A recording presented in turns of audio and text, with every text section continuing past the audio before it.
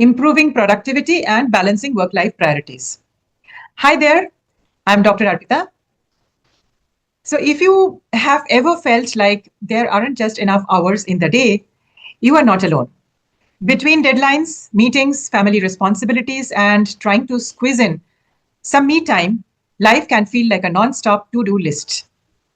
But what if I told you that you can be productive without burning out? And yes, you can integrate your work goals with your life priorities. Let's talk about how. Grab your coffee or tea and let's dive in. So let me share the screen for you.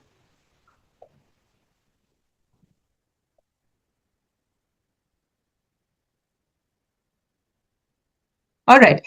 So coming to part one of our discussion, that's about understanding productivity. Let's start by busting a myth. Productivity isn't about doing more. It's about doing what matters most, efficiently and with high energy. Now, ask yourself, are you busy or are you actually productive? There's a big difference. Here's a quick example. Last week, I worked with a client named Ria. She was checking things off her list all day, but by end of the week, she still felt like she hadn't moved forward at all. What was the problem? She was reacting all day instead of prioritizing. So let's flip that. And here's a quick tip for you. Start your day with the top 3 rule. This is an anno tip. Each morning, write down the 3 most important things you need to accomplish that particular day.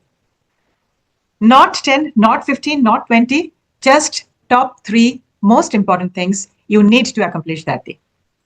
When you focus, you will notice you are getting better results and you are getting more clarity.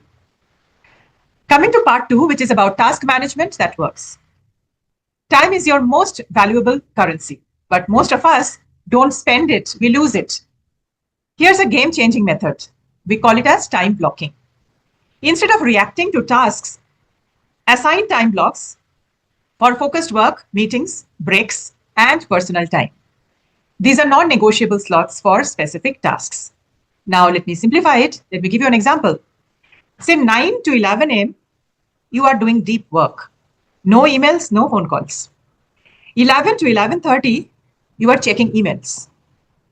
12 to 1, it's a lunchtime and a quick walk. Then 1 to 3, meetings or some collaborative work. 3 to 3:30, it's stretching and some tea break. 3:30 to 4:30 can be some review meetings or some admin related stuff. Now here's a bonus tip for you. Use Pomodoro technique, which is 25 minutes focused work, followed by 5 minutes of break time.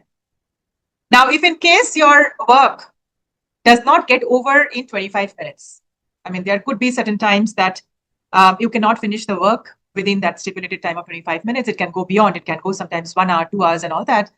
So what ideally you should do is instead of focusing for 2 hours, which is not possible humanly, right? So you take a break, maybe after 1 hour, take 10-15 minutes break, come back, and then again do the remaining part of the work. Again, if you think that you want to stick to 1 hour, then after that you want to take a break, then again take a break of 15 minutes after 1 hour. Or otherwise, if you're able to manage the task, then take break after 25 minutes of focused work, 5 minutes break. All right, so that you come back focused, and this reduces the burnout. It boosts the focus and it reduces the burnout. Now coming to part 3, which is work-life integration, not work-life balance or work-life blur. Now let's talk about this. We may also call it as work-life alignment. You don't need a perfect 50-50 split every day. You do not need that. You need flexibility and boundary setting. Let me share my story with you. I used to work until 10 p.m. every night thinking I'm being productive. But my relationships were suffering. My energy dropped. Eventually, I realized burning out doesn't earn you a badge. It costs you your peace. So here's what helped me. Set 3 boundaries. 1, define a clear shutdown time daily. 2, communicate with your family or team about your working hours.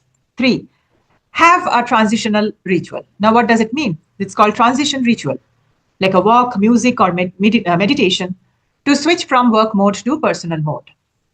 And what boundaries do you need to set right now for yourself? Or maybe for others. But find out those top 3 boundaries you want to set. Think about it. Write them down. Now, coming to part 4, which is tools and mindsets to support you. Now, let me share some examples of tools. Tool 1 could be a digital planner or app like Notion, Trello, or Google Calendar. Tool 2 could be a physical notebook or reflection and clarity. Tool 3 could be noise cancellation headphones. Trust me, it's a game changer. Now, shifting the mindset is also important. Stop glorifying being busy. Instead, ask, is this moving me towards what really matters? Now, let's do a mindset practice. Start each week with a Sunday reset. Reflect on the past week. Plan your top 3 goals for the coming week. And schedule at least 2 self-care blocks. Self-care is not a reward, it's a fuel. Now is the time to wrap up, and here's the plan of action. 1. Start your day with your top 3 priorities. 2. Use time blocks or Pomodoro to manage focus. 3. Set clear work-life boundaries. And 4. Use the right tools and protect your energy. Remember, productivity isn't about perfection. It's about progress and presence. The goal isn't to do everything. It's to do the right things, consistently and with care. Now it's your turn. Comment below and tell me what's one change you will try this week to improve upon so that your productivity is improved or increased. Again, let me repeat the question for you. What's one change you will try this week to improve your overall productivity or balance? And if you found this helpful, like this video, subscribe to the channel, and if you are ready to go deeper into understanding and applying, check the QR code towards the end of the webinar to book a free one-on-one discovery call or download my free resources. Now let me stop sharing the screen, and it's time to wrap up. Until next time, stay focused, stay kind, and take care of yourself. Thank you. You have to work on yourself, and you have to have an unstoppable attitude, and no excuse is acceptable, and you've got to make it a priority, a non-negotiable in your life, and hold a constant vision of what it is you want to achieve. See it accomplished and go all out. Find a way to win in spite of the setbacks, in spite of the disappointments, in spite of your failures.